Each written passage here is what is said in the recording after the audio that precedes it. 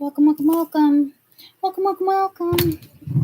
All right. I need to grab my book, my water.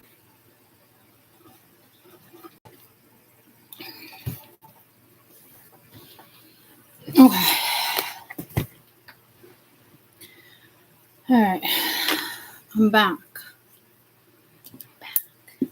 Back to life, back to reality. Bow, bow, bow, bow, bow, bow.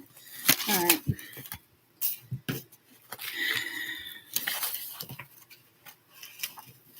Maybe I should have been more prepared. Not a thing. Not a thing. Not a thing. Not a thing. Which notebook? Here we go. This is what I want. So I could break it down in a particular order. So maybe you can be the one that saves me.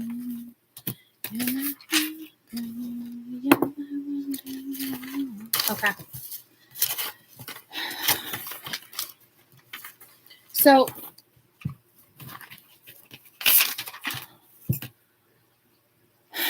we touched base last week, and my plan is to definitely do this more than just once a week, guys.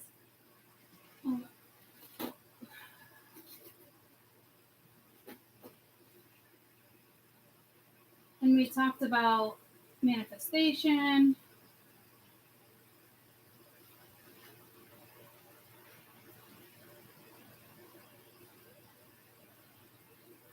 We talked about breaking things down. Give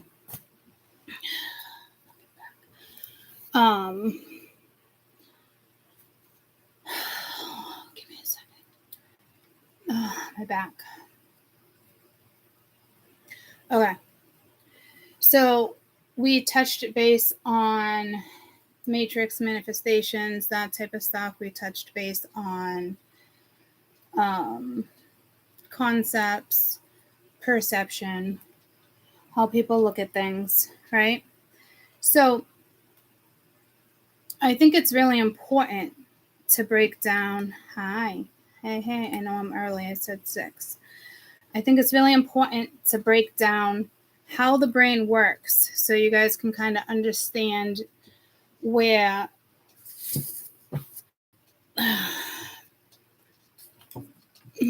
let me just add you as a monitor. Hi.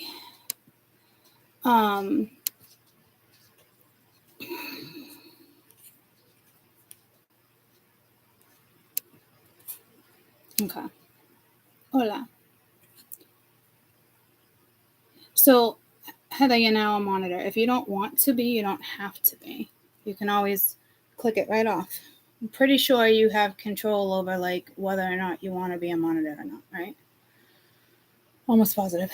So, with the previous videos that I did,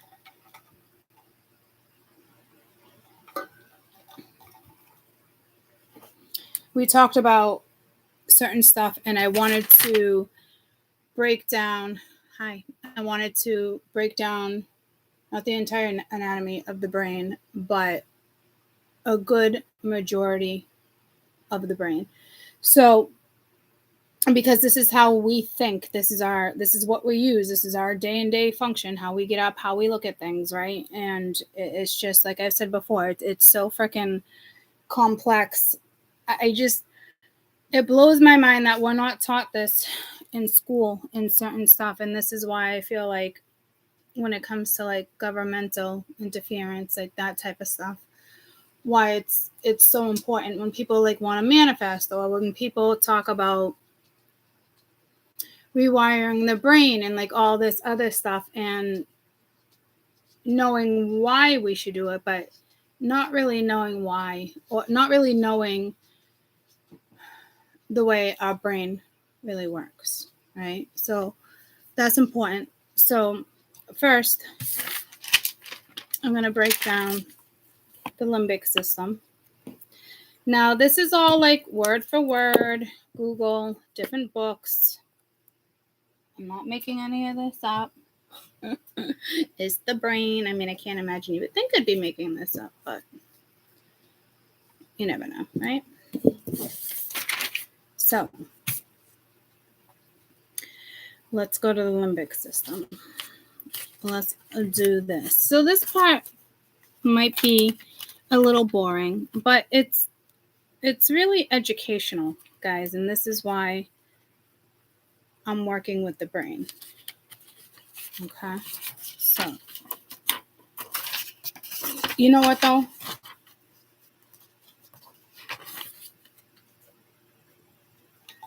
This part is what kind of got me. Perfect. Listen away. When it comes to, there's a lot of things I came across. I'll put it this way. There's a lot of things I came across when studying the brain and how it works and back and forth and our thought process and that type of stuff. Okay. So wish me luck, guys. Reading word for word. You know me. Drives me freaking bananas. So once the light hits our retinas at the back of our eyeballs, it's converted into electrical signal that then has to travel through our visual processing system at the back of our brains. From there, the signal travels forward through our brains, constructing what we see, creating our perception of it for the day. So perception is how you slept or what type of day you're going to have is huge. This is the energy that you're going to carry throughout the day. So we have the 5 visual perceptions, right? We have the 5 different perceptions, I should say: visual, scent, touch, sound, taste. So your perception is how you're going to interpret the day and how a certain situation is going to go. A thought, a memory, a person, an object, right? So our perception turns into our perspective, which is our point of view. So if you're waking up in the morning and you're just like, you don't even think about it, right? You're not even really thinking about all the different, like the scent, the sound, the touch. Like sometimes we wake up and we're like, oh, for those who don't like rain, I mean, I don't like driving in it. So I'm like, fuck, it's raining. You know, it's like, so instantly I'm already kind of like, ugh, that's how I'm starting my day, right? Compared to like waking up and the birds are chirping and it smells like fresh rain, but it's not raining. You know, it's that type of stuff where it's like, okay, our perceptive of what we're taking in through our 5 perceptions instantly the minute you open your eyes, right? Because as soon as the light hits the retina, it's converted into electrical signal, which then travels to our visual processing system in the back of our brain, right? So that's why they say it's so important to wake up on the right side of the bed and certain stuff and be careful, like how you're listening to things and how you're interpreting things. And that's why people do rituals and certain things like that, okay? Because it's how you start the day, okay? So there's so many different parts of the brain. I'm going to break this particular, I almost wanted to say segment, this particular segment, working with the PFC, the DALA, and the limbic system. I am going to touch base on neurons and neurotransmitters. I think I'm going to touch base on the Troon theory, which is the reptilian brain, because that's huge. That works with the amygdala, okay? So this video is based off the previous video in regards to, actually the first couple videos when it comes to me talking about the amygdala and stuff like that and where I take this channel, right? So, and how we're going to manifest and what it takes to manifest. So if we don't know how our brain works, we don't know how to fucking manifest, okay? Or there wouldn't be people out there do this or selling this or promoting that or marketing this, yada, right?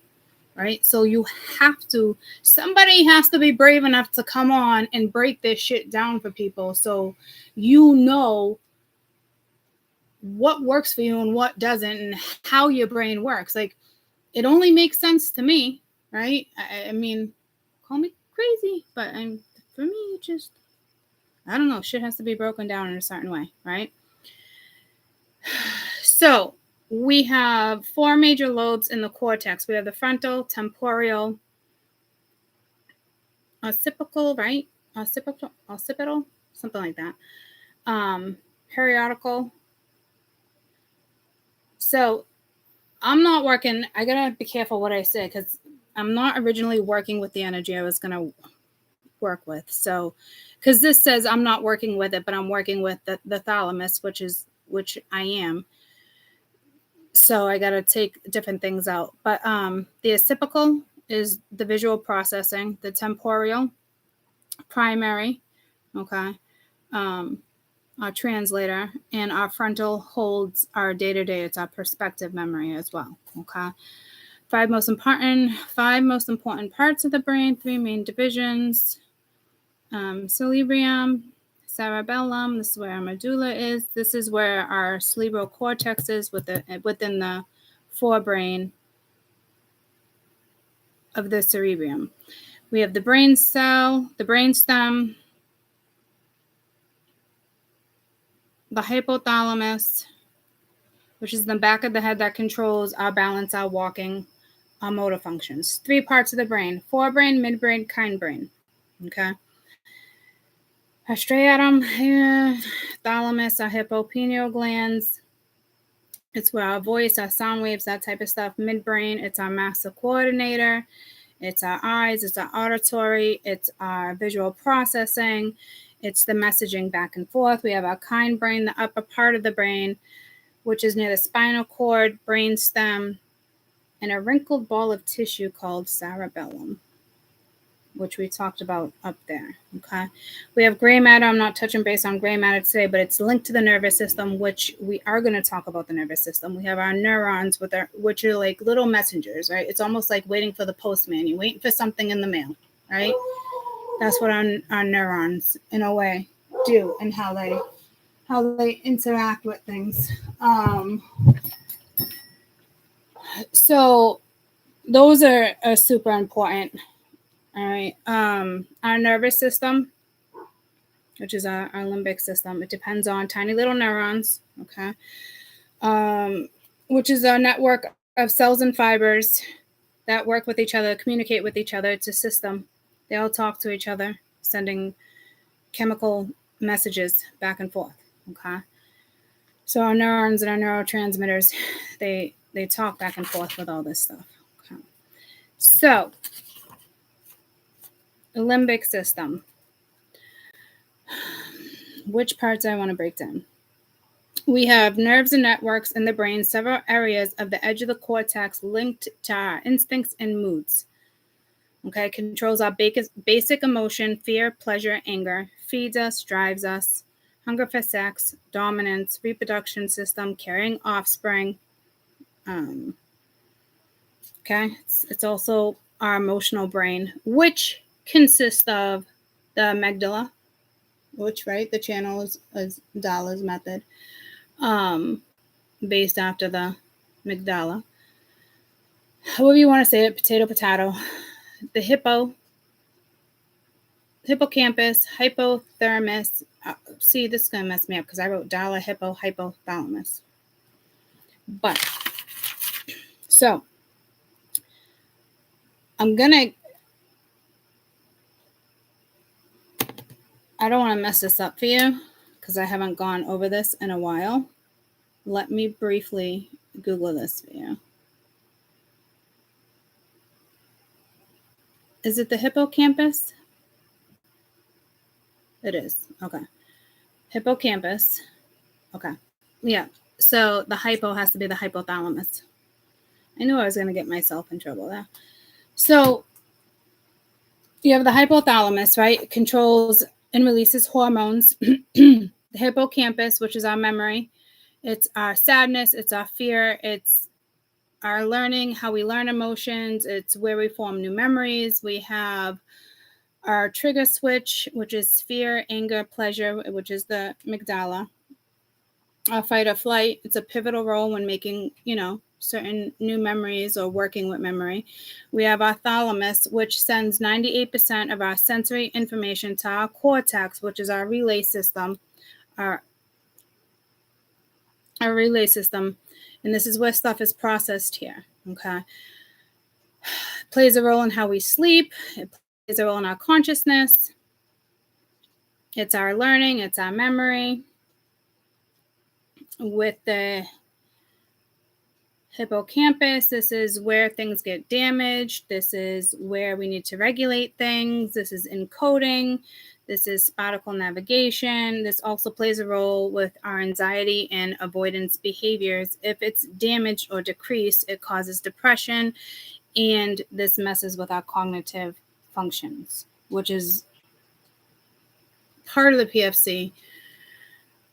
This is like one of these things, like the head bone's connected to the knee bone's connected to the bump. Like they should have a song like this for the brain. I'm not shitting you, because it's a lot of work. Okay. So then we have the hypothalamus. All right. So this is what wants to keep our body in shape. It's essential for growth and development. Homeostasis, I'm not going to talk about that right now. It is, again, part of our nervous system, managing our hormones, controls our appetite, sexual behaviors, body temperature, regulates emotional responses. Our sodium, our water, the balance, emotional spirals, pleasure, rage, that type of stuff. Our thalamus is what they call the brain of the brain, okay? But we can reset it through our PFC because of our significant interconnections between all of this stuff.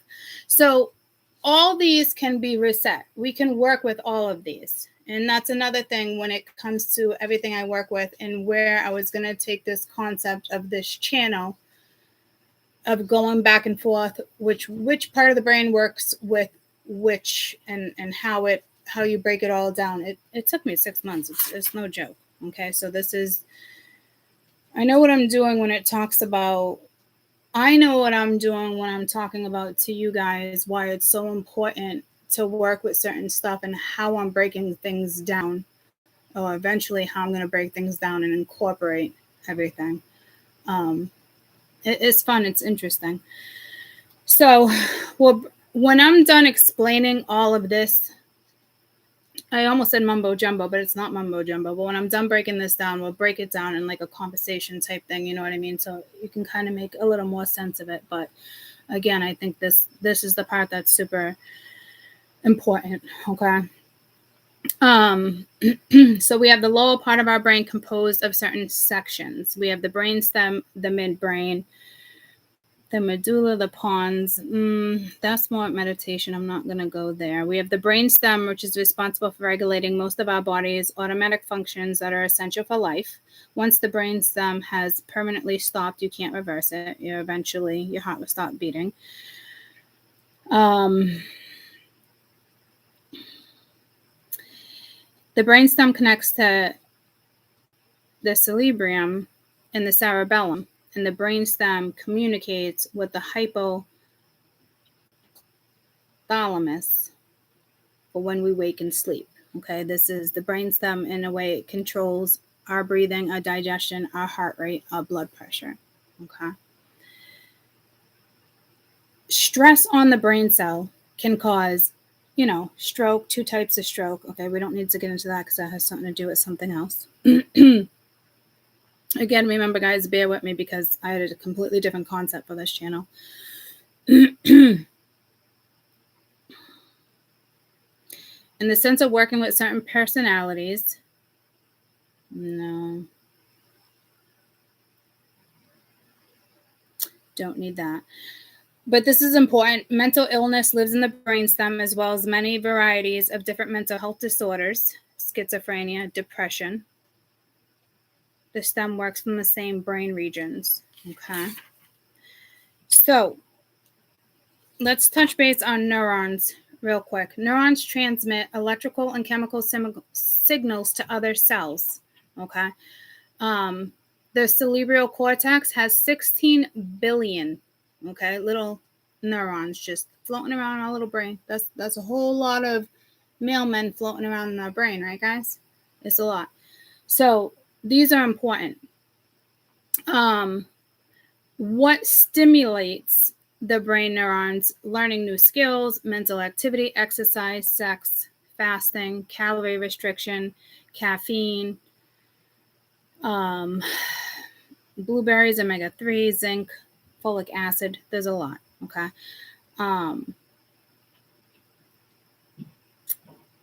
Things that factor or impair, okay?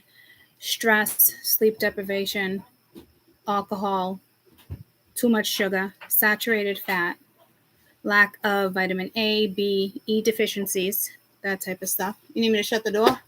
No. Yeah, you do. Are you on YouTube? Yeah. Can you just move the curtain? It is. Oh.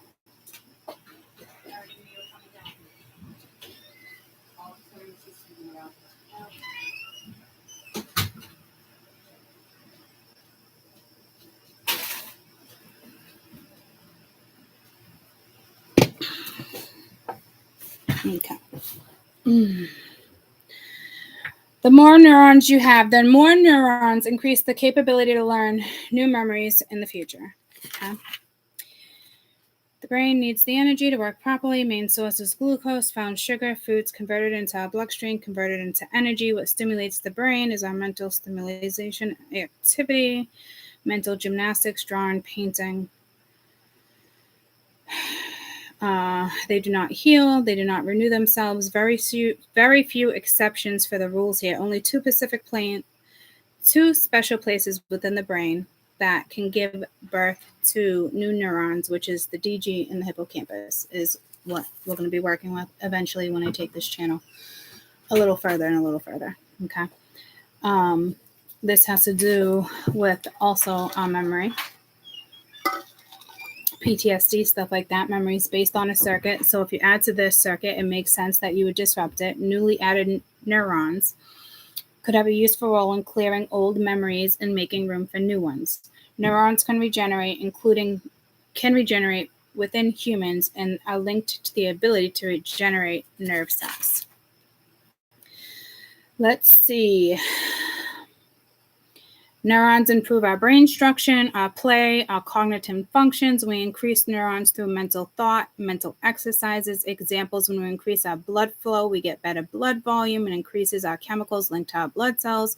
Neurons improve the brain structure and our cognitive function. This is where our neurons release natural chemicals, serotonin, for instance, right? And then you have a neurotransmitter, okay, which is a little different, but it communicates with the nerves that regulate our mood, our memories, our behaviors, okay? So like our neurotransmitters, like in a nutshell, it's the chemical messengers that our bodies just cannot function without, okay? They carry all these signals and messages, so we need them. One targets one cell, targets another, okay? Nerve system, muscle cells, glands, that type of stuff. Don't really need to get into that. We have 7 different neurotransmitters, indigenous chemicals: glutamate, GABA, dopamine, adrenaline, serotonin, oxytocin. These messages go to the axon, to the muscles. Not getting into that. I'll break that down in a different one. We have the cortisol, which is our fight or flight. Okay, these are the natural chemicals that we work with that are stored within our brain. Okay. Cortisol, fight or flight, causing stress. Endorphins, relieving pains, helps with pleasure, helps you get motivated. Exercising, eating, sexual pleasure, reducing communication, so you have less pain signals to the body, reducing stress that improves our overall well-being. Testosterone, which causes our anger. Our melatonin, located in the pineal gland, that goes through within our blood system. We have the happy hormones: endorphins, serotonin, dopamine, oxytocin. It's the happy. It regulates our body temperature, sex, hunger, digestive system, good night's sleep, that type of stuff, boosting our moods. GABA, which is another neurotransmitter. It's that calming effect. Dopamine plays a important part of your body, including movement, memory, pleasurable rewards, motivation, happiness. Dopamine spikes when we're happy, plays a role promoting certain stuff. Oxytocin, social interaction that gives us positive emotion, sexual arousal, trust, positive memories, communication, triggers, feelings, that type of stuff has the power to regulate positive stuff. Okay. Glamamite, most powerful one, which is the central nerve system, which ensures homeostasis that infects these neurons, which effects of these neurons, and many of them are sensory pathways entering the control nervous system as we break down, as well as the cerebral cortex. There's so much more. I'm going to stop with that. I'm not going to get into the gray matter. I know that part seems a little boring, guys, but it's not. This is where our reptilian brain is. This is where our amygdala is. All the stuff that we want to regulate. We want to know what we're resetting, right? This is all the stuff. We want to know that we can reset it. We just don't want a doctor saying, you can do this, you can try that, you can do this, you can do that. Especially when it comes to meditation, that's going to be a whole nother video, okay? Because not all meditations are good for you. They can actually cause a lot more damage within the brain that you're actually aware of. So right now, let's go to the PFC, because this is probably one of the more important ones we're going to talk about. It's in our frontal cortex. It allows people to process our emotions, make logical decisions. This is where we're afraid of like unfortunate situations, this type of stuff. The stuff people don't really want to touch base on. Okay. But I will tell you, our PFC is our day-to-day. Okay. This is where we use it. Everything runs through this particular part. Everything first runs through the amygdala, and then the amygdala triggers the PFC, and then the PFC is already triggered because the control panel can't. It's just shit show. Okay. So let me just break it down. I'm going to break it down this way. It's our PFC. It regulates our thoughts, actions, emotions, our connections with other brain regions. All right. We have it. It's our planning. It's our decision making. It's our short-term memory, our social behavior, controlling certain aspects of our speech and language. It's our mental and our moral judgments. It's our behavior. I already said that, right? It's being fair. It's self-control. It's our cognitive control panel, which is our intellectual section of thoughts. It's our emotions, behaviors based on current demands, tasks, social anxiety. It's where we keep certain things suppressed, inappropriate habitual actions. It has to do with attention. It's planning. It's working. It's our guide to achieve certain goals. Example, resisting distractions, a certain task, thinking twice before insulting somebody. It's in charge of our dopamine within our PFC. Modulates our cognitive control panel when it comes to influencing our attention, our impulses, our perspective, our memory, and our cognitive flexibility. This is why the PFC is so important day to day. Okay. It's in charge of decision-making, short-term memory. It's our cognitive control panel. It's the cardinal role, temporal organization, behavior, cognitive activities. It's our execution. It's our order, timeline, acts towards our goals. Our cognitive control panel in a nutshell, okay, is our basic attention. It's our memory, our language, our task. Also, cognitive and executive functions refers to higher level of cognitive skills and uses of controls and coordinates your other cognitive abilities and behavior.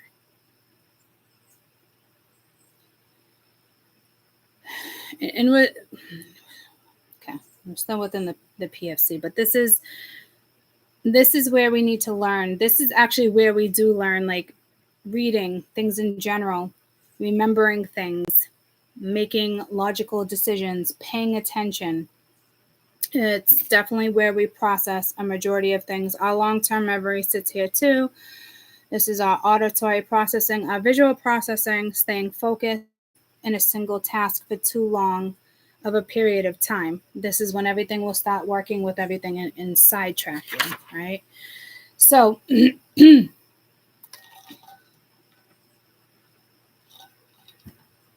wrote here, so again, remember when the light hits our retina in the back of our eyeballs, converted into electrical signal that travels through our visual processing system in the back of our brains. It's a signal that goes forward through the brains, constructing what we create, what we see, our perception of it. Our perception is how you sleep, yada, yada. I don't know why I have that twice.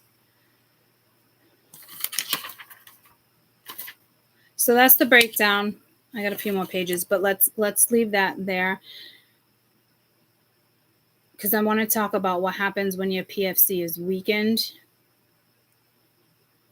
I'm just wondering if I want to get into the dorsolateral, which is part of the dorsolateral prefrontal cortex. So the PFC, guys, is the prefrontal cortex. Okay. But then if I break down the dorsolateral, I'm going to have to break down the ACC. So let's not do that.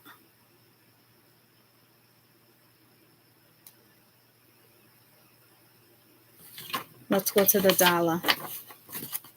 I know I touched base on this. All right, this is the amygdala. Okay. Amygdala, potato. All right. This is what governs. This is the main target. This is why the channel is called what it's called. Okay. Because everything goes through this. So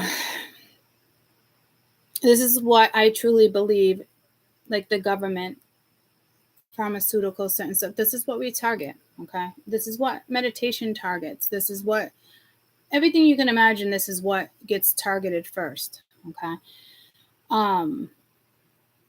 It's part of our limbic system, our emotional brain. It's our reptilian brain. It's our autopilot. It's our fear, pleasure, anger. It's our fight or flight. It's our fear, freeze, plop, friend. It's instincts. Okay.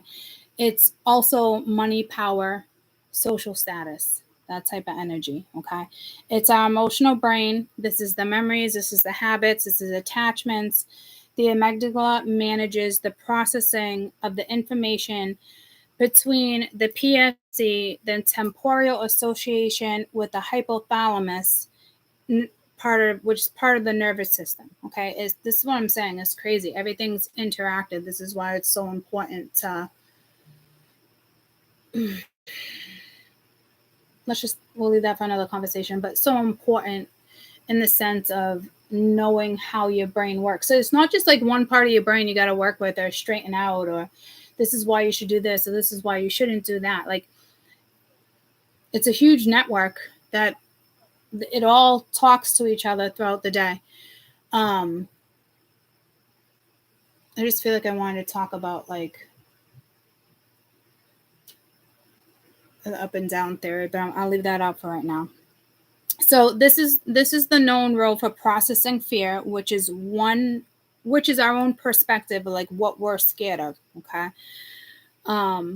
It sends a signal to the hypothalamus, the hypo, that triggers our fight and flight. So for example, anything frightening in one's environment can reach the amygdala before you even consciously aware that you even need to make a conscious decision, before you even know that you're consciously in fear mode. Okay, so it already knows, because other parts of the brain are already talking to it before it actually reaches your own consciousness. It's just so crazy to me. All right. So it's the pathway that goes through the thalamus to the dala, to the sensory information about the fear that goes to the dala before consciously being processed through the cerebral cortex. Now, it's almost like an open invitation for fear before you even have the time to think why it's even scary in the first place, right? So I did write, mind you, in a useful, mind you, this is useful if you're really in great danger. For example, snake in the grass. Oh yeah, I remember they gave me this example. Snake in the grass dots at you. You don't have time to like, use your cognitive control panel to assess the danger, right, that the snake actually poses. So instead, you want your body to experience. So your body's experiencing the fear that maybe you're going to jump back without thinking consciously, without taking action. The thalamus and the dala both achieve this type of response. Probably shouldn't have read that. Could have left that out. So, but the dala wants you to respond the way it wants you to respond, right? Because it's a scenario that you're not really used to. So consciously, you're probably going to jump away from it or throw something at it, that type of stuff. But all the other things in your brain are probably saying that's not probably what you should do, but it's a fear response, okay? So remember, the amygdala is the first influence on the cognitive processing, such as memory, information, decision-making, our attention, social behavior, because of our amygdala that projects information to the PFC as well as the hippocampus. Okay.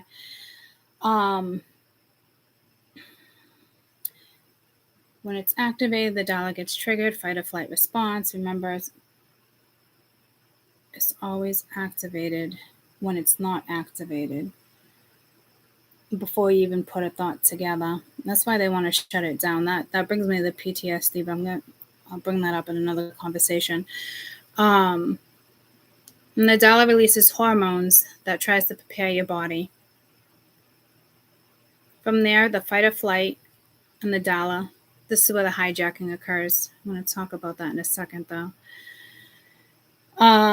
This is where the dala is activated, and other sources of the brain surge, whether it's really serious or whether it's really a threat or a person's safety. It has a lot to do with past reactions, how we act to things, how we take things in. I know I want to touch base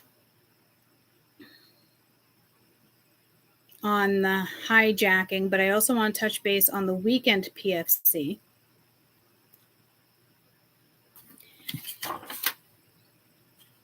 We could touch base on the Troon theory real quick, which is our reptilian brain, okay?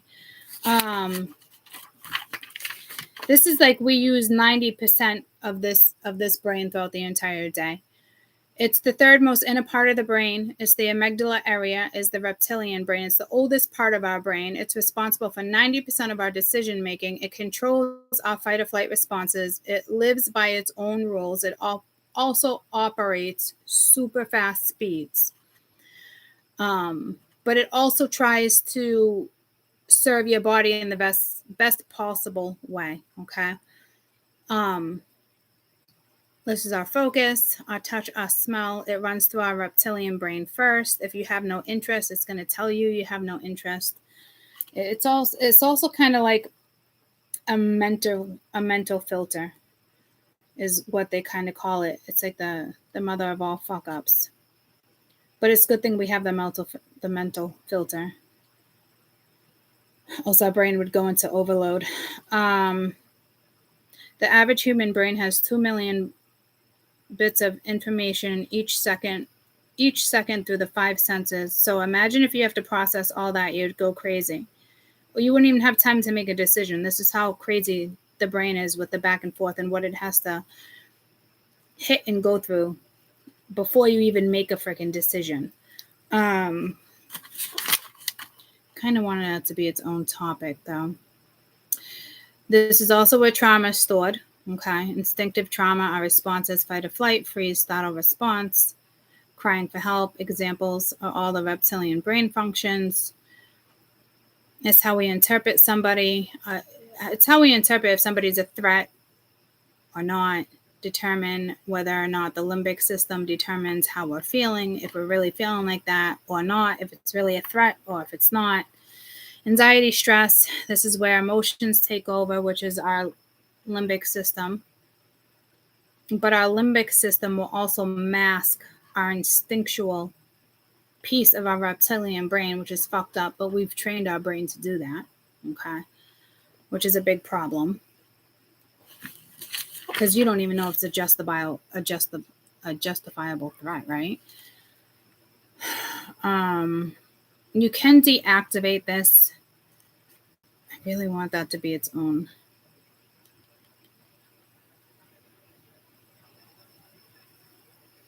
You can calm this part of the brain. You can disengage. You can redirect. It's changing your thoughts, happy thoughts to negative thoughts, that type of stuff. Stop judging yourself. Accept certain ideas. Stop making excuses. Act first, think later.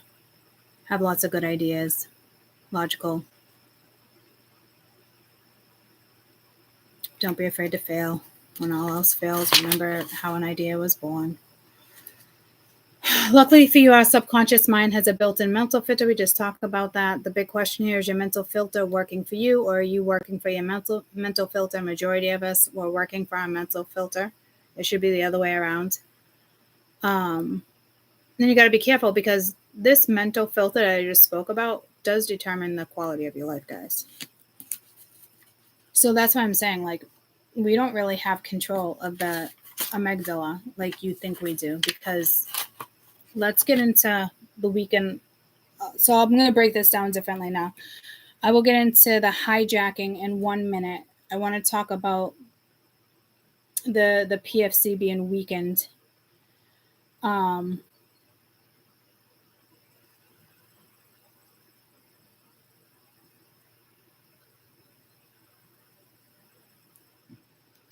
There's 3 parts of the reptilian brain. It's our primal brain, emotional brain, rational brain. That's our logic. Primal brain, greed, aggression, emotional brain, limbic system. What triggers this is a daily situation: money, power, social status, aggression, worried about losing social status, power. I'm not going to bring the medulla into it. I didn't want to break this down a different way, guys, because it's overwhelming for me.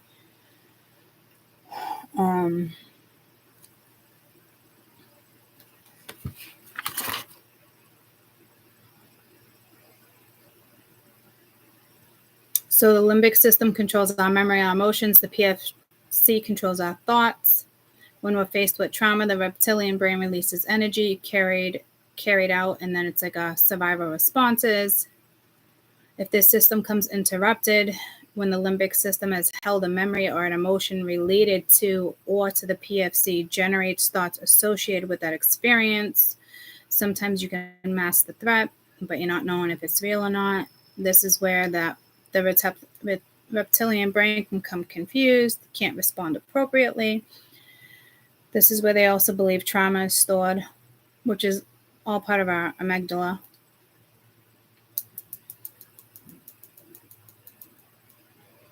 So I want to get out of that for a minute.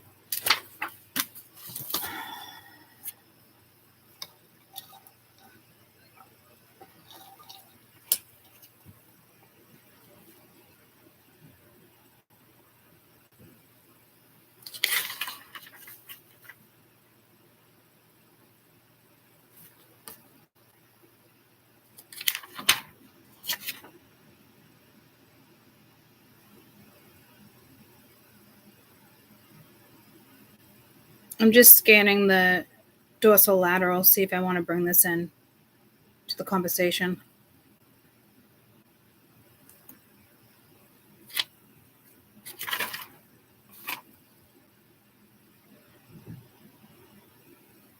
I probably should, because we have the ACC2, which is our anterior cingulate cortex. It's responsible for our emotional expression, mood regulations, stimulating certain stuff, our focus, our attention. So the ACC and the PFC are critical when engaging in certain tasks. But that's like when we're kind of at play and being like more interactive. But then I'm gonna start talking about beta waves and gray matter and all that other shit. So no, let's not do that. Let's go to the weekend, the PFC. Okay. So our prefrontal cortex, all right, it's our day-to-day. It's how you relate to somebody. It's our regular patterns. It's our long-term memory. It's if you're stubborn, not stubborn. This is where anxiety comes from. It's linked to conditioning. This is where we're exposed to stress, chronic fear, stress, anxiety. Alone weakens the PFC. So this is what kind of gets me, right? Stress and anxiety alone weakens the connectivity of the PFC. So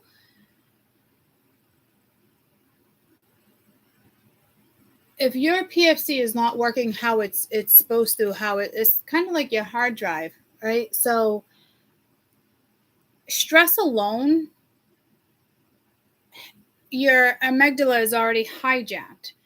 So in that case, your PFC is already weakened. Your PFC is not even working at this point, which is our day-to-day. So at that point, your day is kind of, I don't want to say it's kind of gone to shit, but if you think about it, like if you're just stressed out, there's not one part of your brain that's working appropriately. You know what I'm saying? Like, so like, I don't know, that's a pretty big deal to me. And it just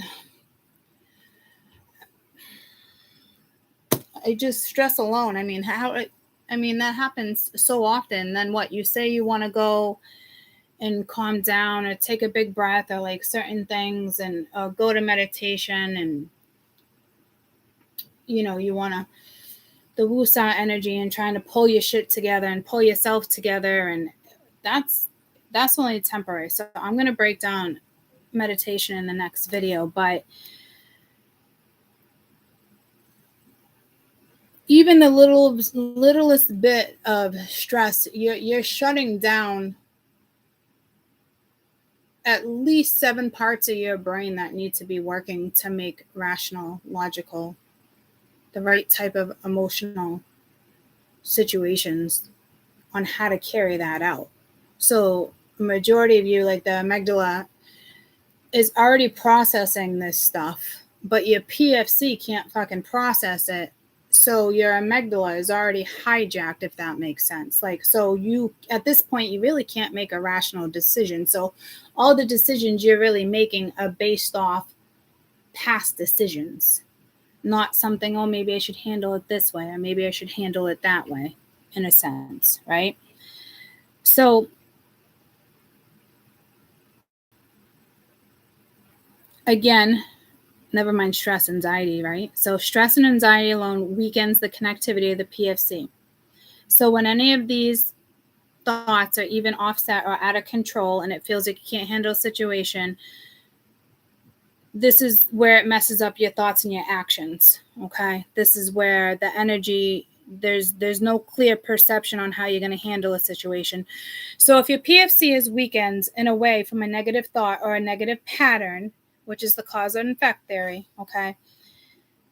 At this point, you've weakened your PFC, which decreases the amygdala, and then the amygdala overrides the frontal lobe, which is now hijacking your control over a stressful situation and how you respond to something, and that's connected to the striatum and the cortex, which I didn't even talk about, therefore is embedded into a network that generates our emotions. So you're no longer in control of anything, pretty much, okay?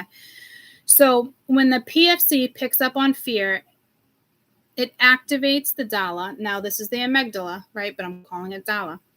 So when the PFC picks up on fear, it activates the dala. And remember, the dala picks up on it instantly, and it's trying to figure out a way for you to process and think and how you're going to receive some type of information. It's like a mind game, okay? So at this point, the PFC is trying to simmer the response of a preconditioned thought or a preconditioned situation that I just talked about. So now it's just a shit show in your brain, okay? Your frontal lobe's trying to prevent the dala from now taking over. So best of luck there making any type of decision, because all your connectors are shutting down and they're hitting one-way roads, okay? It's just like a clusterfuck of like, I don't know what to do. before your brain even says, I don't know what to do. So it's like you got to have control of your brain. You got to know which is connecting to which. Like, I need to make a song of like the limbic system is connected to the dollar's connected to the PFC. Like, I'm telling you, we got to try to remember this stuff so we can reset our brain in the right type of way. So I don't want to bring that into play yet. Hold on.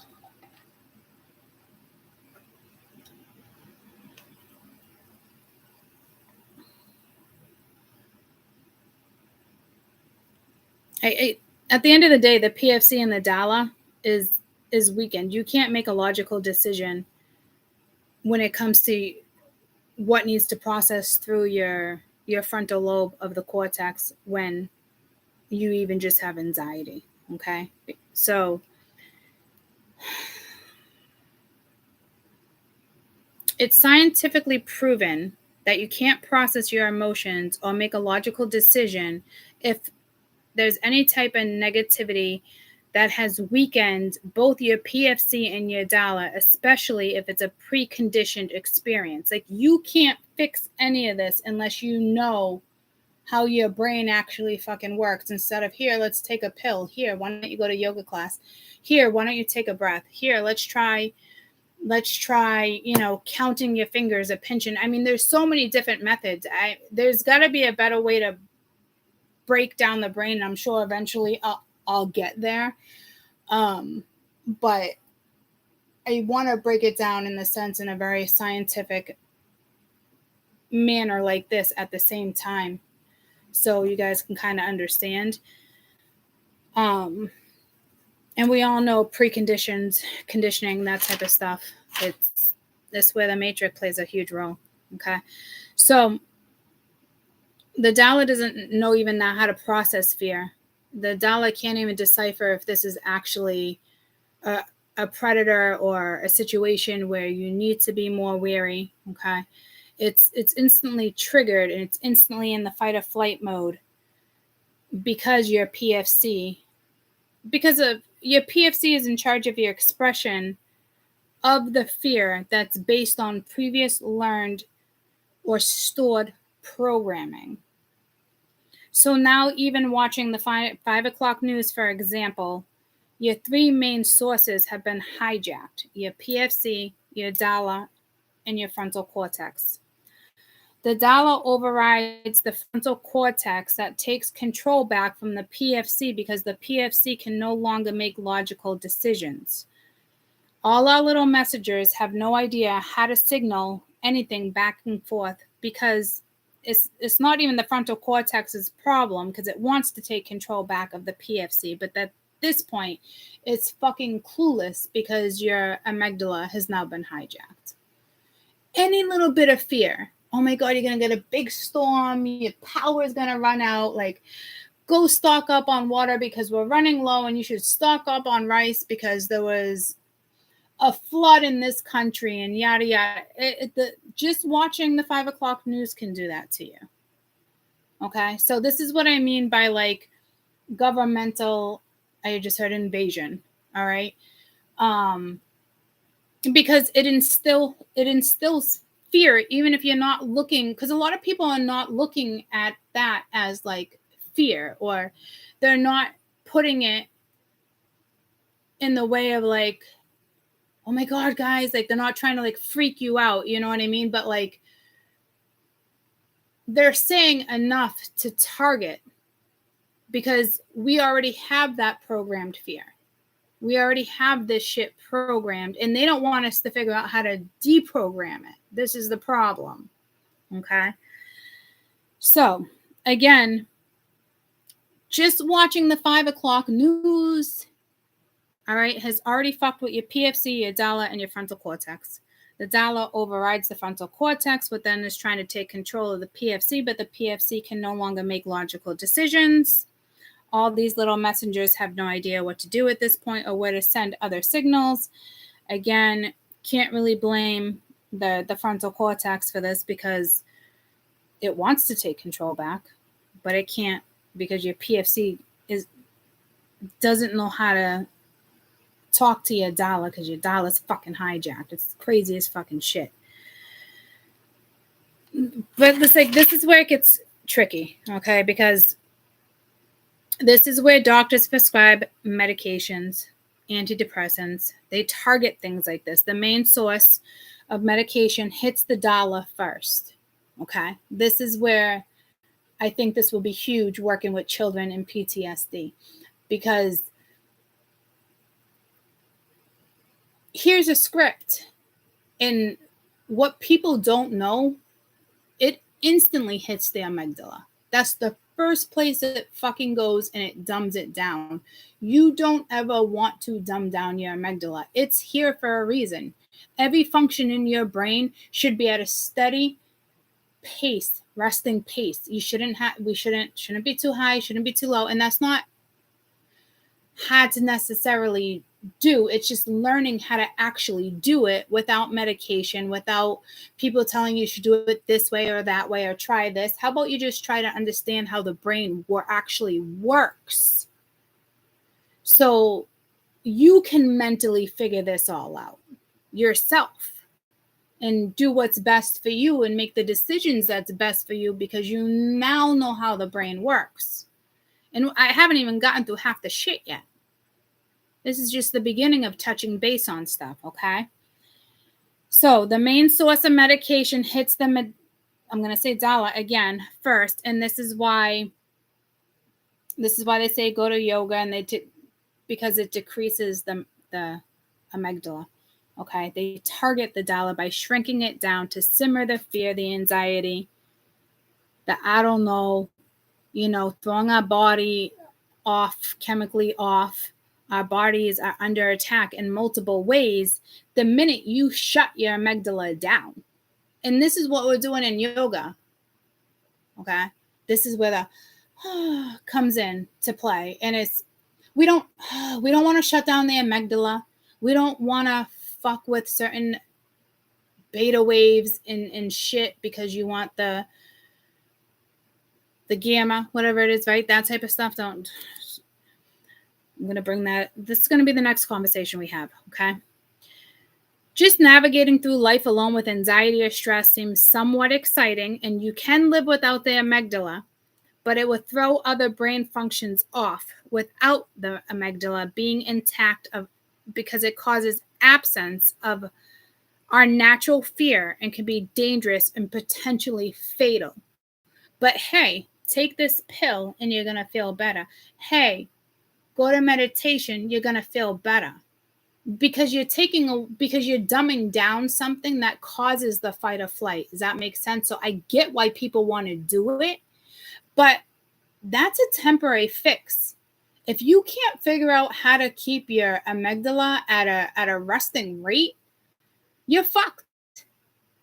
You're fucked, because this is the one part of your brain that everything hits first, that makes the decision, that's sent through all the other functions of your brain, other sections of your brain. They all interact. They all work together. So if you're taking a certain antidepressant every day because that's what you've been doing, and it works for you, and of course it works for you because you're dumbing down the part that needs to be worked on. You're dumbing down the part that needs to be fixed. And nobody wants to target that area, so fuck it. We'll just dumb it down. And all of us fucking Americans that live in the United States are walking around like fucking assholes because our government fucking sucks balls. That's why. They don't give a fuck that they're doing this to us. They know they're doing this to us. This is what makes me so fucking angry, because you wouldn't catch a fucking monk ever fucking with their amygdala, ever. Any part of their brain that's supposed to be functioning. Ever. Just in the United States. Big money, pharma, exactly. Right? Got to keep everything else functioning. So again, you watch the fucking news and you're already fucking with different parts of your brain that now can't even catch up because of a preconditioned fear. It's a given to be there. right? So the only way to fix that is to clear certain stuff, clear certain memories, build new, reset the limbic system, work with the thalamus and the DC, work with certain parts where you can build new neurons. This is what I'm targeting, this type of stuff, okay? So meditation, this is where it decreases the dala because you want to feel less emotional stress, which is an emotion. Remember, GABA slows down the brain, blocking the signals to the nervous system. So I get it, guys, right? But you don't want to shut down your fucking nervous system because you had a bad day. Because I had a bad day. Like, what the fuck? Okay. Blocking or decreasing is only a temporary fix, but you've trained your brain that it's an actual positive reward.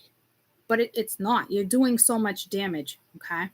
Again, it's temporary, nothing long term here. No long term reward. All right. Certain things can come to the surface that need addressing, but your brain already tells you to breathe or go into Wusa mode because you've trained it. And you've also trained it to be rewarding and satisfying, preconditioned. But it's not, though. It's temporary. Okay. So when you find that calm that controls your thoughts, all you're doing is what your thoughts is a practice. Okay. So when you're calm, the whole wusa, you then feel in control of your thoughts. But how are you really in control of your thoughts when the practice you just did has dumbed down your main functions in your brain? So you really have no control. You just feel like you have control. And this is where like it gets scary because our brains are programmed to think we're in control when we're not in control. Because nobody wants to break the fucking brain down for us. If we had more people that break down the brains, this makes sense for you. If people broke down the fucking brain for you, do you think we'd all be walking around like fucking idiots? I'm dead fucking serious. Because this is our power. Knowledge is fucking power. This is it, guys.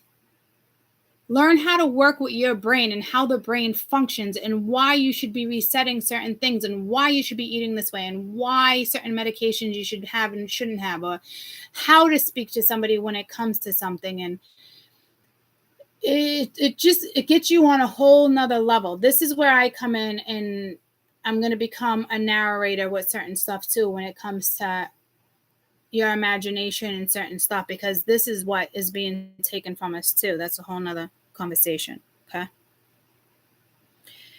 So the absence. So here's the thing too. You can actually live without the amygdala. They've done studies. You can live without it, but it could be fatal. There's fatal consequences to it because it's not really something you want to live without. Okay. So the absence of natural fear is dangerous. Your nervous system goes into psychosis because it's blocked off and increases the GABA. Just did that. You're shutting down before you just decide to dabble with this or dabble with that, and rewiring your brain thinking it's going to keep you calm and you're going to get better sleep. But that's not a thing. It's not a thing. Okay. Have you ever been to a yoga class and any instructor ever break this shit down to you? We're shutting down your amygdala. We're shutting down certain parts of your limbic system. We're messing with natural hormones so we can increase something else, certain neurotransmitters, but then your neurons can't even talk to those transmitters because you're not doing it properly. I've never been to any class out there that there's any fucking instructors telling you this is what we're actually doing, because you would second guess all that shit if you knew what was actually happening. Or are you just walking around the matrix being like, well, I know it fucking works for me and yada, yada, yada. It's the best thing I did for myself today. It's a temporary fix. You've tricked yourself. That's all you've done. Depending on which method you choose in meditation. Again, I'll do a separate video. Okay. Be nice if we all had that magic pill. All right. But we do have those in the sense of like natural hormones, our own chemicals, you know, that type of stuff.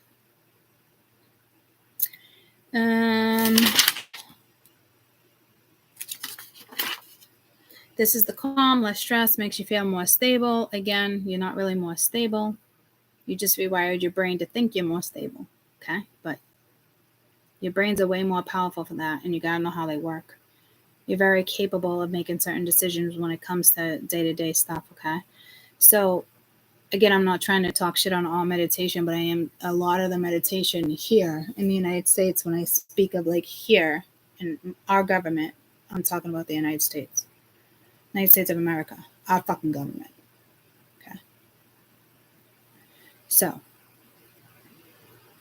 before you just take a class, you should probably think about doing your research. All right. Because not every function is going to work for you. And that's proven. And I've proven that through scientific knowledge when I talk about meditation in a previous video. Okay, guys?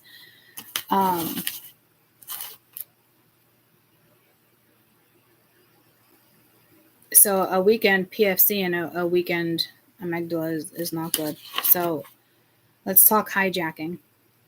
Okay.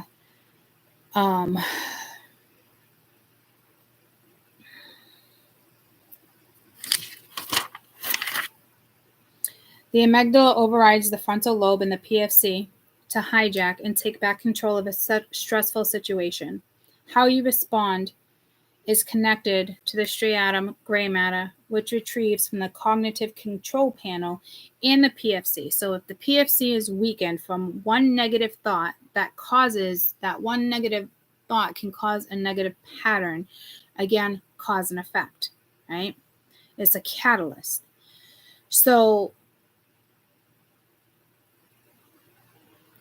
a catalyst, a motive, which is the severity that decreases, or an action that decreases the PFC and the amygdala.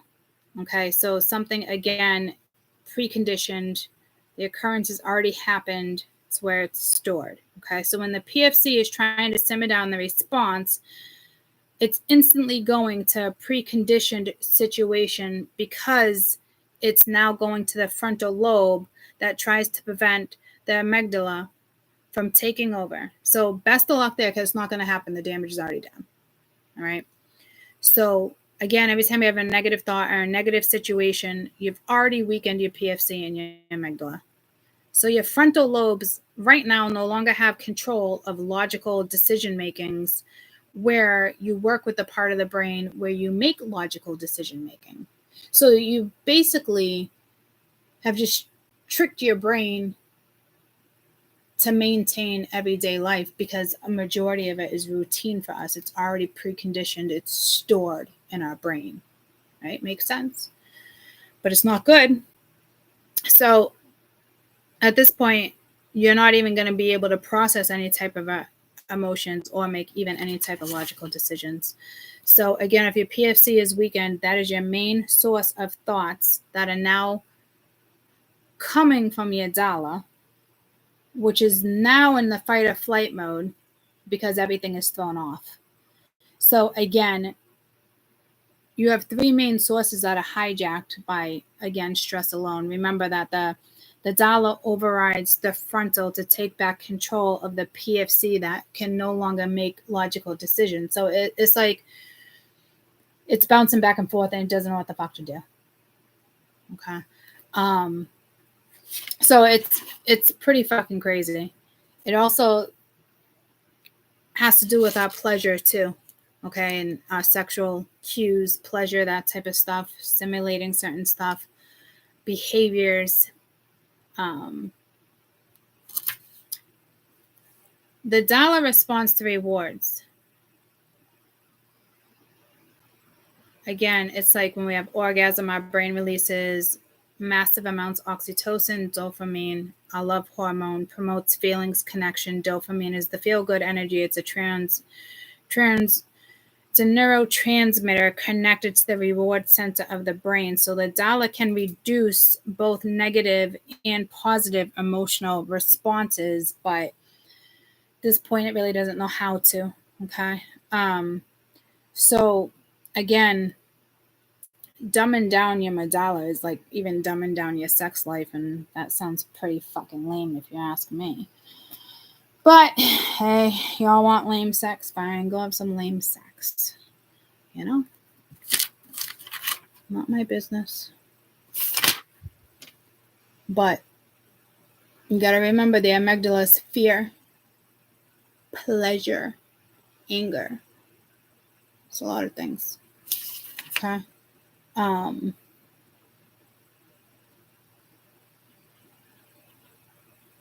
All you really need to do is working with certain natural chemicals and doing it the right way instead of dumbing down the amygdala. I can go on so many different variations of this. So again, guys, this is what I'm saying. Like your PFC is your day-to-day. Okay, that's your logical decision making. So stress, a negative thought, asshole on the fucking road, your amygdala is already hijacked. All right, so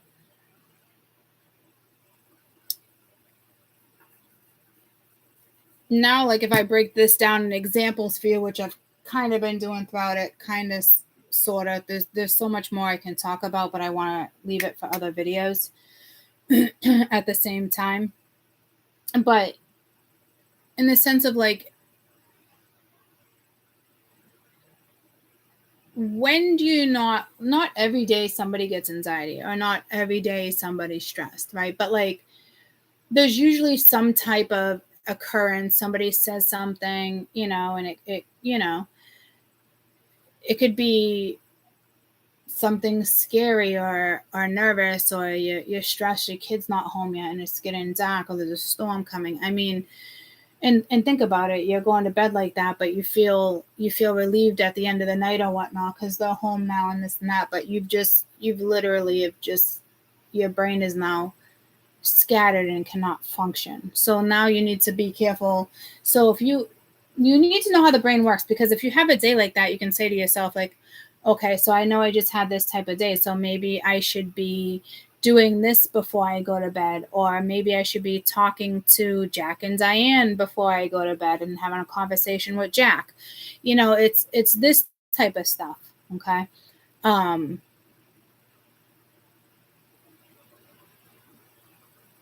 It's just everything we think we're doing right is just, it's a preconceived program. So we think we've had a good day, or, you know, we think we did okay, and we really didn't, if that makes sense. So I want to be able to break the brain down in different ways so I'm not reading it like this. You know what I mean? Like where it's just like word to word and I can just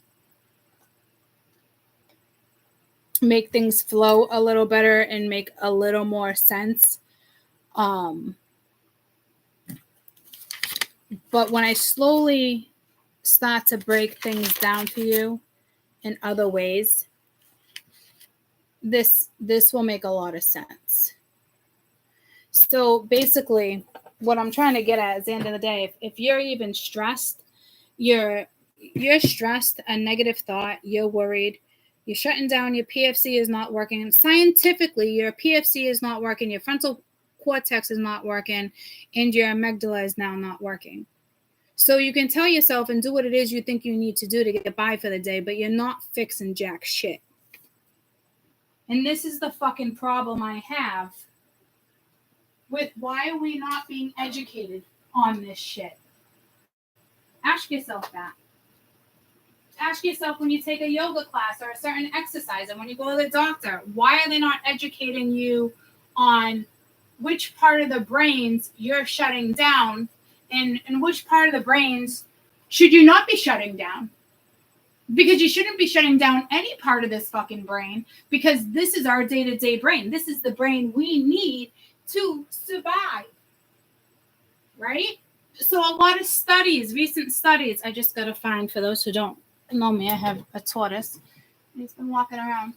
This is why I think this is really going to help with PTSD. I can't even fucking think right now. Hold on. Find Sheldon. PTSD.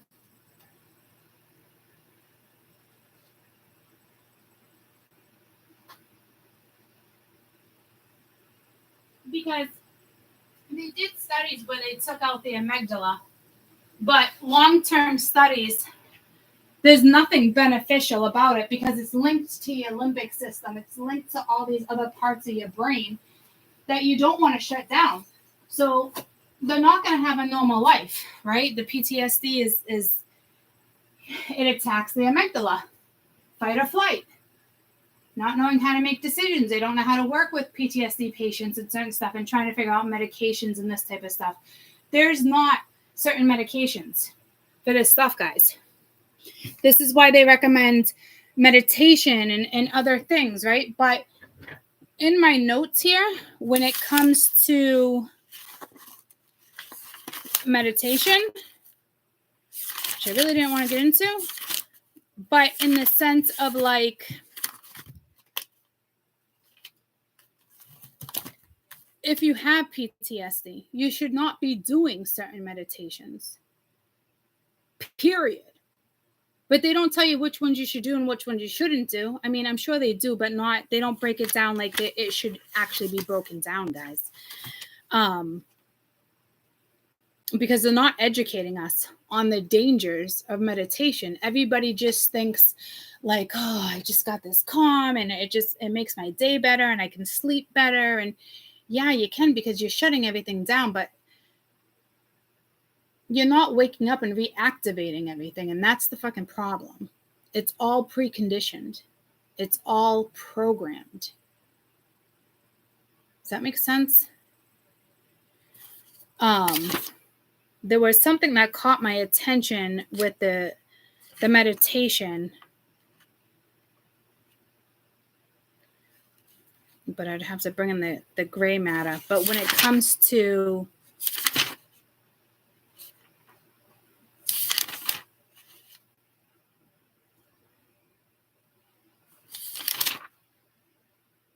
let's talk PTSD and depression or anxiety. Gray matter volume left in the anterior insula correlated in a negative way with systems of PTSD. Findings show underlying importance of brain structures critically involved in emotional regulation of the salient, I'm saying that wrong, mapping of the study of white and gray matter that can serve as targets per intervention when it comes to the PTSD. But so during certain meditation techniques, you're increasing only your gray matter and leaving your white matter to fend for itself, okay? Any type of physical exercise can increase white matter. White matter is so freaking important and people don't even realize it. Reading creates new white matter in the brain. By creating new white matter, it helps the brain create neurocellular network to make it go faster. We don't need to get into that. Improve increases smaller amounts. Here's the dangers. Sorry, I got sidetracked. But the PTSD and depression is linked. It's something that has to do with, because you shouldn't be shutting down. It's either the gray matter or the white matter, vice versa. We'll get into this in the meditation videos. But for somebody who actually has PTSD,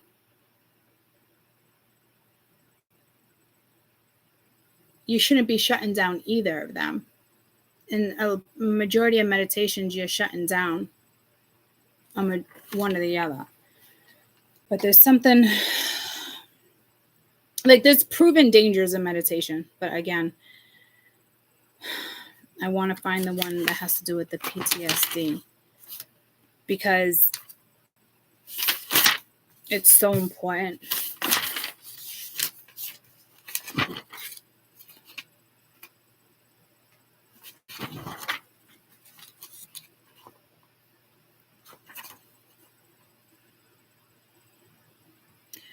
Again, Western practices never decrease the dhala because they know the dangers, because in 8 weeks you can shrink it and then reduce the flight or flight, but also takes away from your playfulness, sexual pleasure, energies, your natural survival instincts.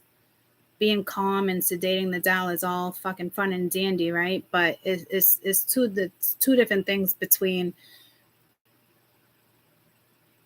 finding the right amount of what you need to keep them at a resting rate. This is what I'm saying. After 6 to 8 weeks after meditation, you think you're doing the right thing for your brain. It's temporary. You fucked your brain. You think you're rewarding your brain, but you're not.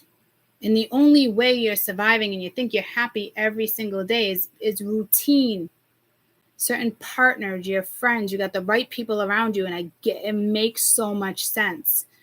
But your brain is not actually working properly to maintain certain things that are crucial for longevity in life.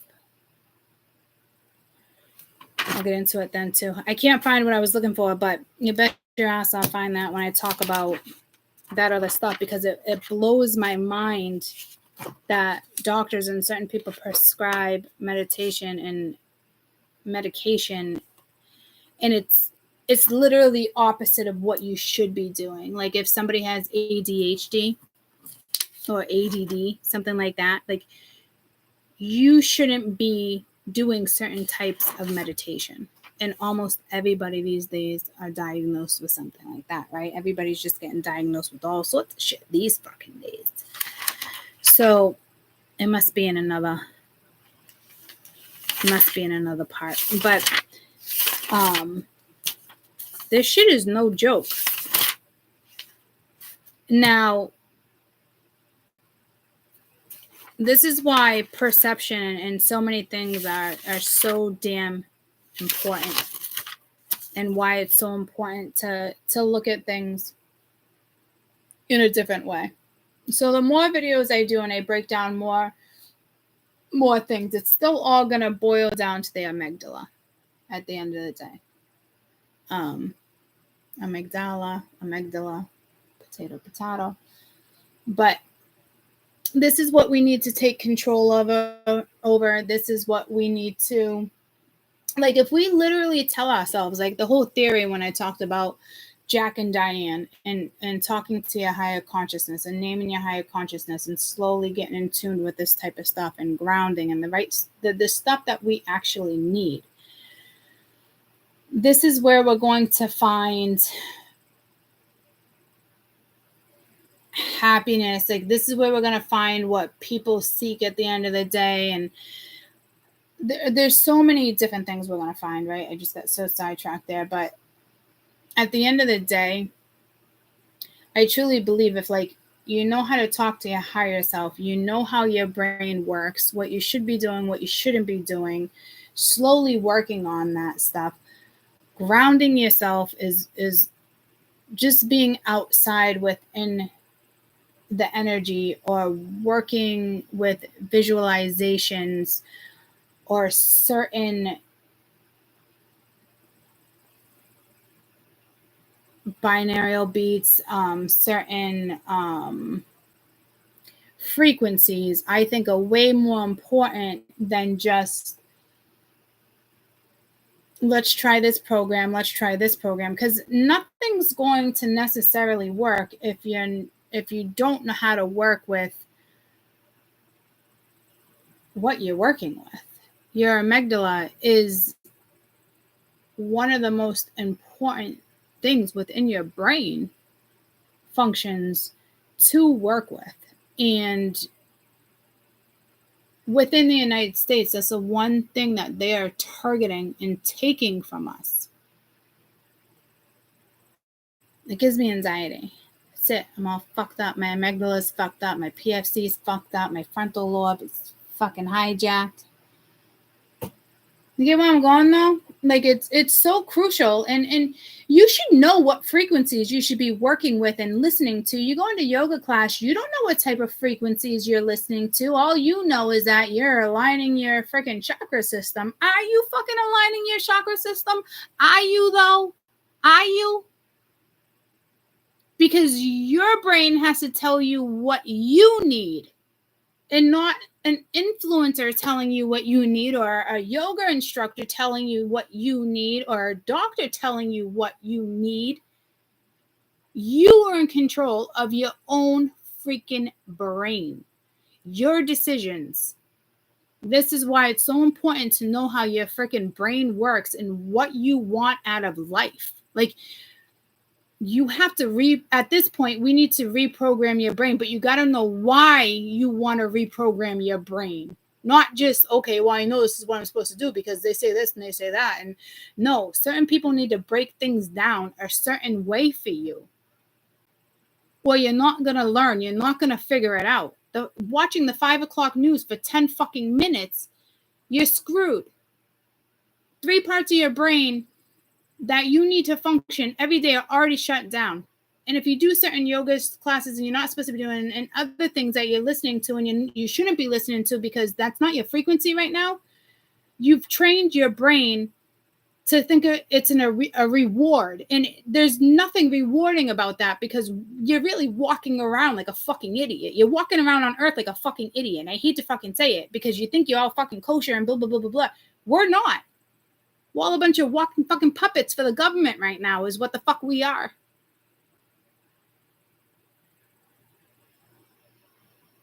It's annoying.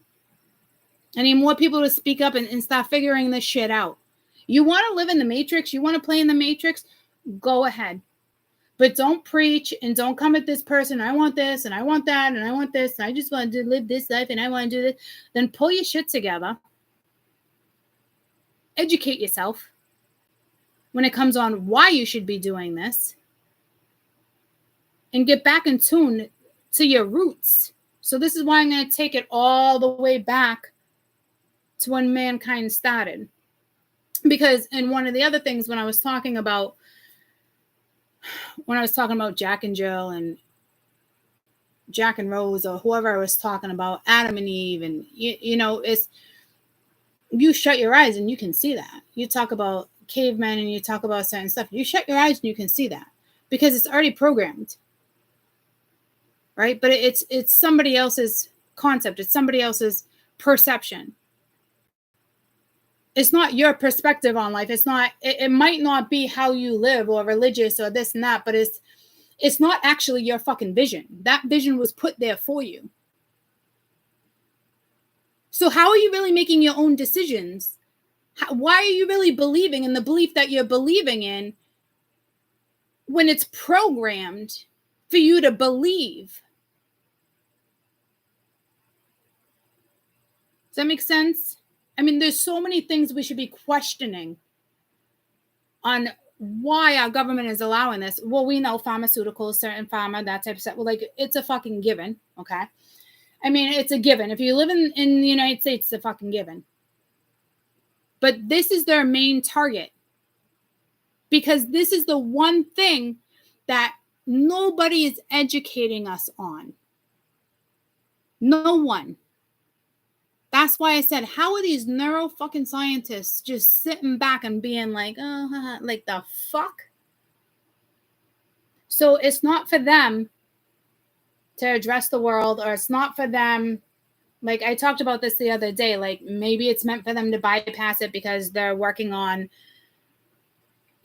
saving, brainstem and saving all this stuff, which is just as important, right? But there's no way you start to study the brain and not question this. It makes me think, like, what makes our brains bypass this particular section? Because this is where our power is.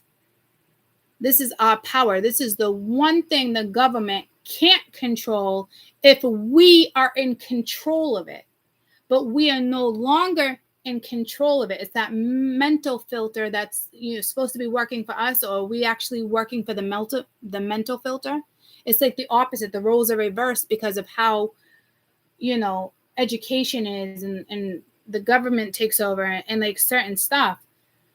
It's this shit, and the government talking about let's add this and let's add let's do that, let's do this and let's do that, and but all they're doing is fucking dividing us. But what they want to make it look like, they're taking a spiritual approach to things because they knew this day would fucking arrive.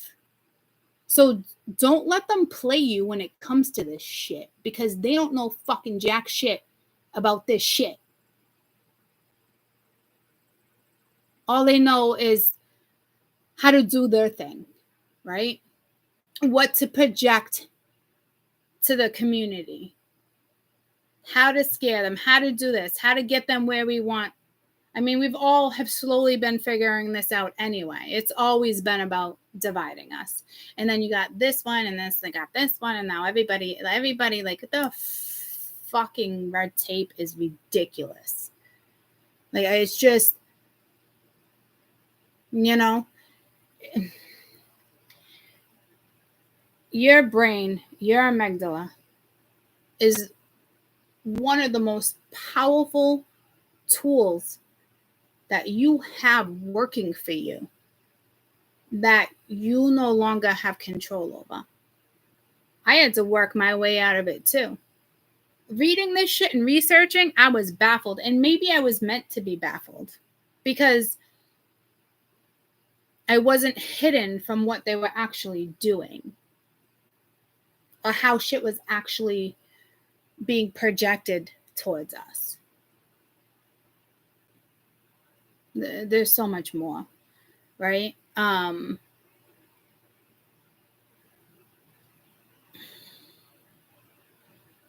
So I'm slowly going to introduce all these videos, and I'm slowly going to bring your imagination back. So if we just touch base, right? I just touch base on imagination. This is what the fucking government has done, okay? I'm telling you, I did this for 9 months, guys. Play imagination, coming back to life. When I get to the statistics, let me find the statistics. Sadly, humans lose their imagination. We lose it with a sense of wonder as we grow, as we actually learn to give our imagination less and less value. We use it, we become more powerless. The ones who use it or use it less become weaker. Therefore, our imagination and that feeling of wonder weakens due to lack of use. Because it's like, welcome to the real world, right? We all got to grow up. You got to grow up one day. You got to pay your bills. You got to do this. You got to do that. It's a cycle. It's programming, right? But this fucks us over right here too. When we stop using our imagination, we allow matrix thoughts to come into our brain and take over. And why you want to do that? Why your imagination? Why? I mean, don't you want? You still want to be a child? You still want, like, stop? Like, why is there a stigma around that? Like, you can only imagine. You can only use your imagination when you're a child. We're not allowed to do it when we're adults. We're not allowed to get fucking creative. We're not allowed to be smart. We're not allowed to put our ideas out there. You know, it's just things like this. So lack of imagination boils down to being overwhelmed. Certain approaches. They say the unhappiest stage of someone's life is around 40. They also say life gets easier around 44 because according to studies in people in their 20s, stress out over things like finding a job, saving their money, dating people, and then people in their 30s stress out over things like moving up in their career, starting a family, this type of stuff. So actually around the age of 44, life actually gets easier because your brain is programmed how you're supposed to fucking live your life and what you should be doing and what age you should be doing it and what you shouldn't be doing. And you shouldn't do that because of what, you're still a kid and blah, blah, blah, blah, blah. Like, do you get where I'm going with that? Our brains stop functioning when trauma hits. Our brain stops functioning when conditioning hits and you got a father or mother that consistently drills things in your fucking heads. But this is what you need and this and that.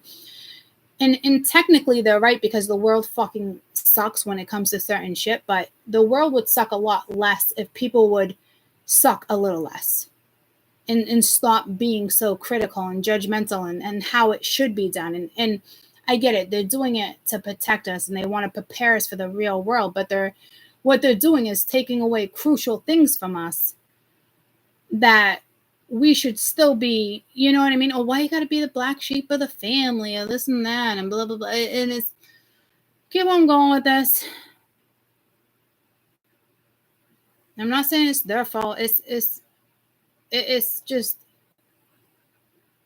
people have educated us. It's just certain stuff, you know what I mean? It's how we were raised, certain stuff. But like, we all got to reach a certain age and realize this is how the brain fucking works. And you have control of the brain.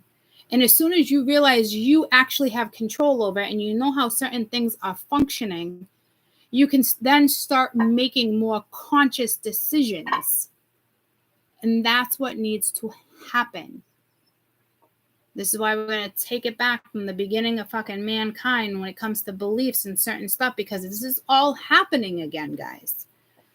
There needs to be more people that kind of like influencers, people that get out there and can connect with the world and humanity and educate them on this stuff. Like, I know we all have a course in science, we all have certain stuff, but they're not breaking down each part of the brain for us. They're not telling you like, you need to stay in control of this part of the brain, or this can happen, or that can happen. No, because there's medication for that. There's medication for that part of the brain. Oh, this hemisphere is not working as good as the other one. We can fix that. Don't worry. You know? There was something else I was looking for too, statistics, when I know that was some things in regards to statistics, but like I was looking for like the younger age. A study in 2010 of 300,000 creativity tests going back to 1970 found creativity has decreased among American children in recent years. Since 1990, children have become less able to produce unique and unusual ideas. Our minds change between the 30s and 40s.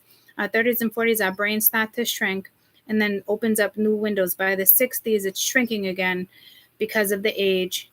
And just like the gray hair, the wrinkles, the brain appearance starts to change as well. That window I spoke about, that creative window, most people don't find that peak until they're in their 30s and 40s. Because it's you got to step out of all sorts of stuff again. Again, that's not what I was looking for. They say we lose our imagination in between the ages of 9 and 10, around 4th grade. Was found by an influential creativity researchers, where they found a large population of children experience a decrease of thinking scores right around that age, because they become less imaginative as you learn more about the world around you. And that's fucking sad. That's when those matrix thoughts start taking over. You're fucked. And we just keep on living our lives and keep on raising our children. But it's going to have to take people like me and other people out there to start thinking outside the box. And because when I started thinking about the brain, I started working on the brain, I was like, holy fuck. Okay, so now what can I do? I'm like, people don't even realize this is even happening. So instead of meditation, what can I do? Right? That's when I bring imagination into play, because that's how creativity is formed again. That's where you can start. All those natural chemicals come to the surface. You're doing stuff.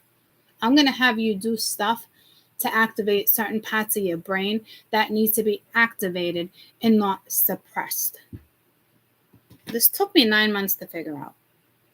And along the way, I was like, oh, craziness, right? So we're going to play. We're going to use our imagination. We're going to reprogram. We're going to do certain stuff. In 6 to 8 weeks, you could be a brand new person, guys. I don't know how long it's going to take. I don't know. But I know when it comes to like certain stuff, like when something clicks, it just clicks, right? But when I put all these research and I get pulled to this and I get pulled to that, and they want to say use this, use that. Hold on, it's my daughter, so let me just. Hi.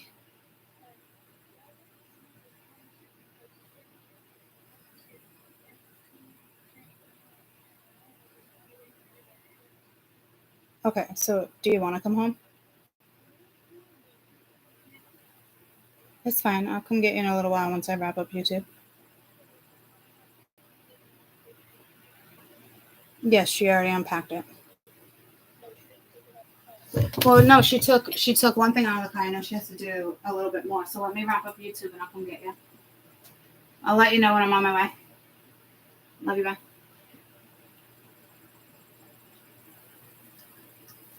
So I forget what I was saying. I do gotta pick up Mia.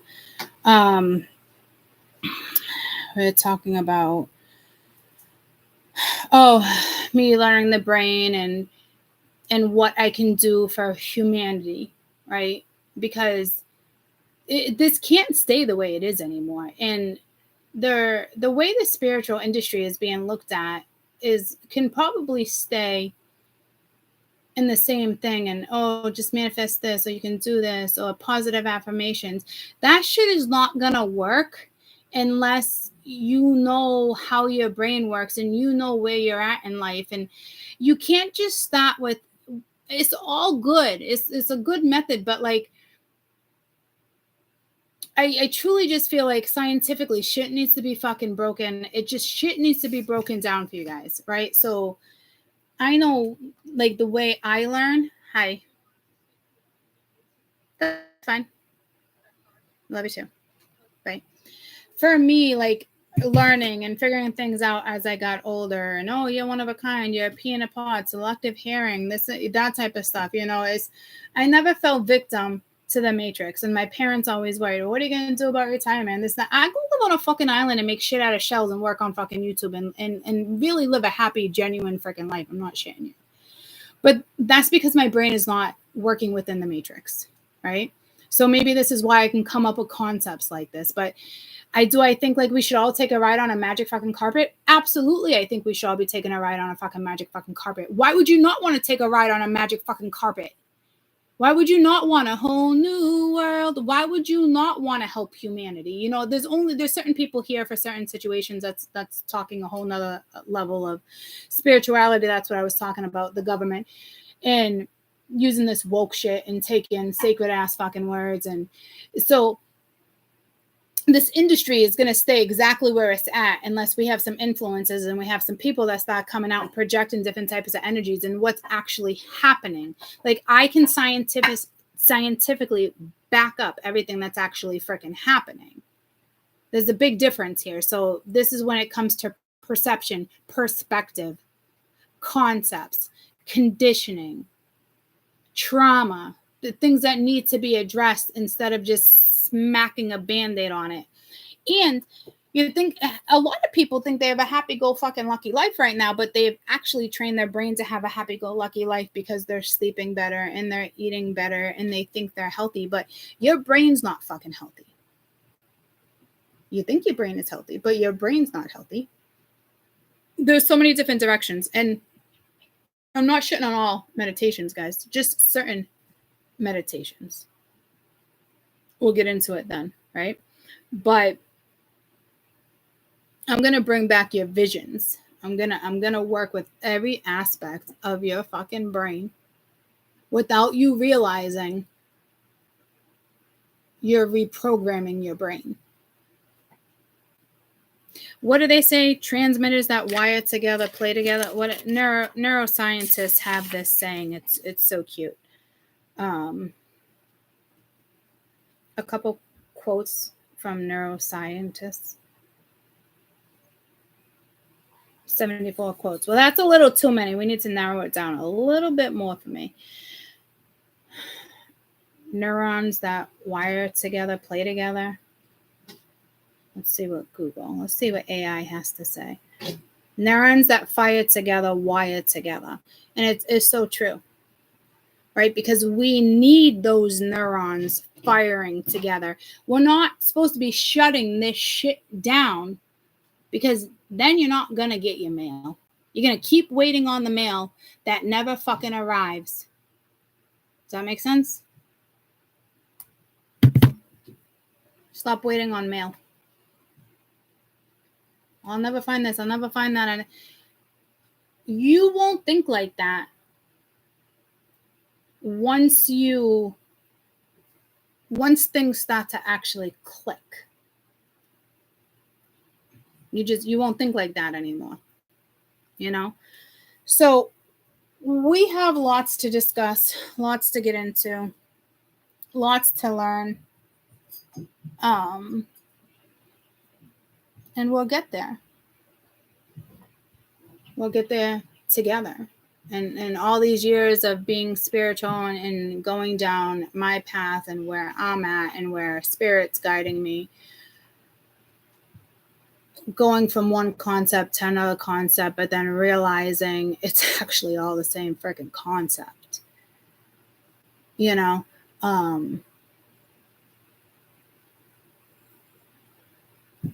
So we're going to start incorporating a lot more stuff. But first we got to break down a lot of this shit to get to where we need to be. It makes sense it went down this way, because if I was just to come in and start doing this right off the rip without you guys really understanding that 3.5 hour video without chatting and breaking it down in certain ways, it's not going to click.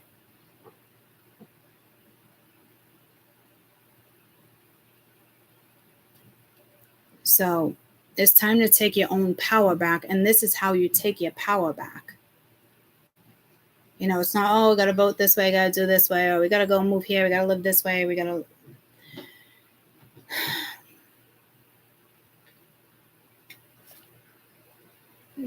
Democracy. I'm not, when we'll get into, we're just not.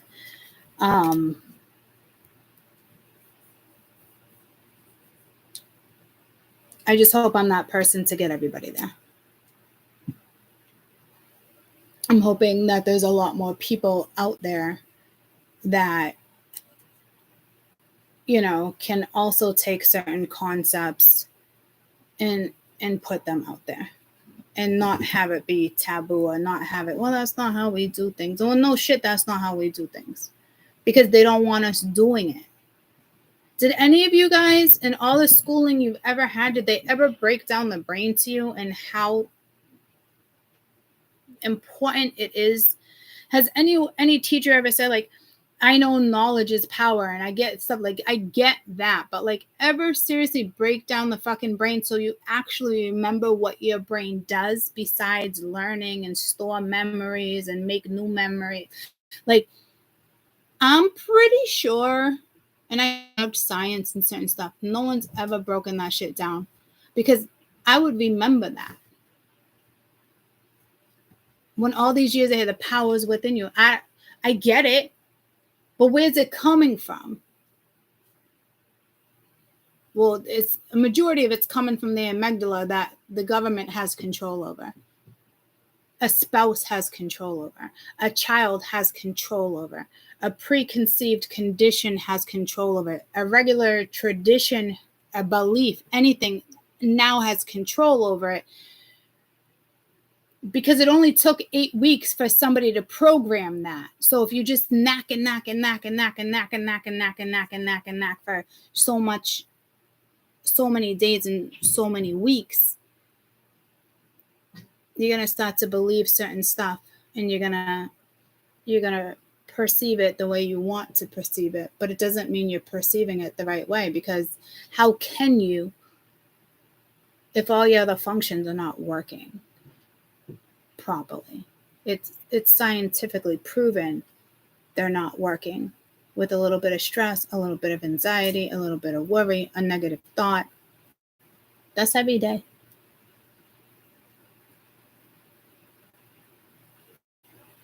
So we can control that when we know how to work with it, and we can control it because we know what we're controlling. Not just, oh, we need to control our emotions. Well, what's triggering our emotions? Now we know what to control, how to control it, how things work. It's instantly going to click, and it's going to have you look at things differently. And if it doesn't, it's just not going to work for you, and you can continue to live in the matrix. That's fine with me. Can't save everybody, right? I'm just hoping this one concept leads to another concept, and then it leads to that. And I'm hoping I can work with adults. I'm hoping I can work with children. I'm hoping to bring back things that had been taken from us. We talk about, conditioning, and we talk about programming, but we're not bringing down where it comes from, the main source, because we have control what we hold on to. And that's the way it is. So I gotta go get my chitlins, and I'll be back at some point this week, and we will break down meditation. And then we'll slowly just ease our way into things. And I am gonna again work with imagination. So I say let's close our eyes and let's imagine this, and let's, there's a tree to the right, there's a fireplace to the left, there's children in front of you, to 300 feet from here. I mean, I'm gonna activate different parts of your fucking brain that needs to be activated. Certain meditations are not activating every part of the brain. You're actually shutting down certain things that shouldn't be shut down, depending on what meditation. Same with frequencies, pitches, that type of stuff. So we're gonna work together.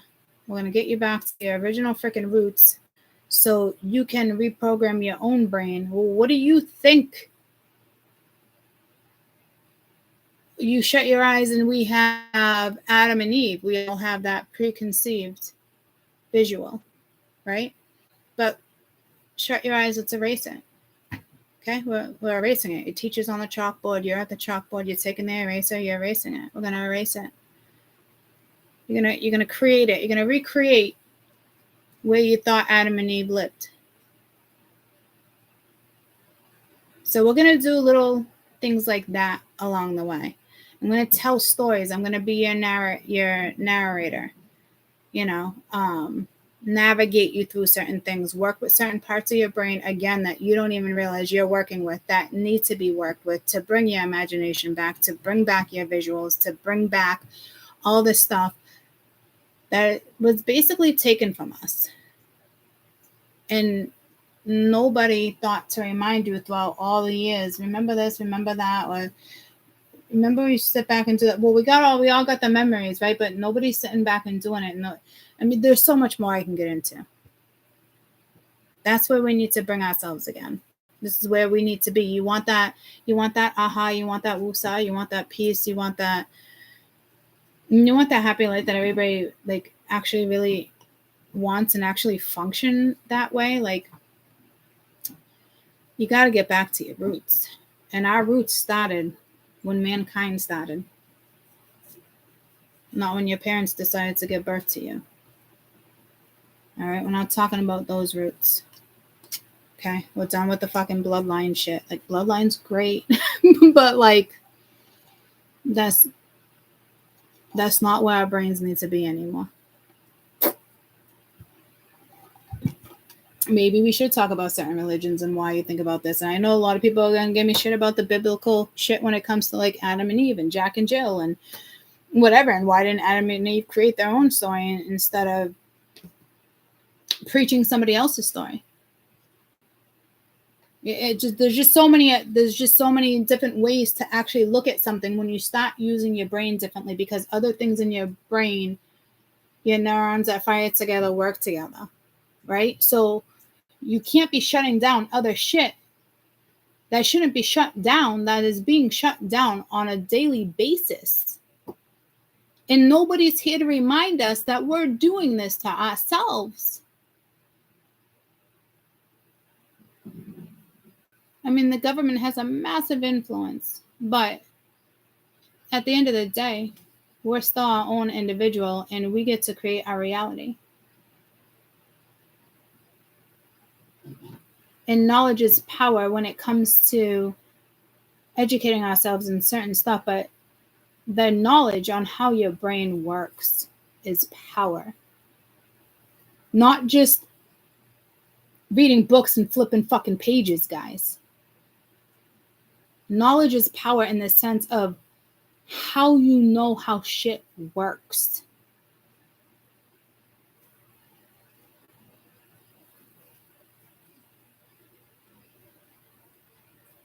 So, wish I could have more time to sit and chat. I mean, I do and I don't though. I gotta get the chicklins. So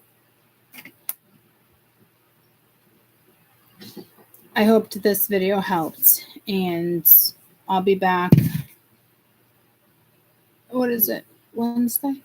I'll be back with it this week. I think we'll start with meditation next. Like, there's a lot of things I'm gonna touch base on, and there's a lot of things where I gotta do it strategically too. This has to be a thought process for me. It needs to be broken down in the right order too. So we can touch upon certain stuff so certain stuff can click. We'll get there. You know, we'll get there.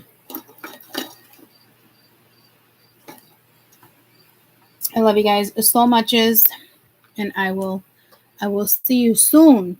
I'll see you sooner than later. Okay? And I'll see you on the other channel too. And I'll let you know when I'm on this channel. I love you guys. Bye.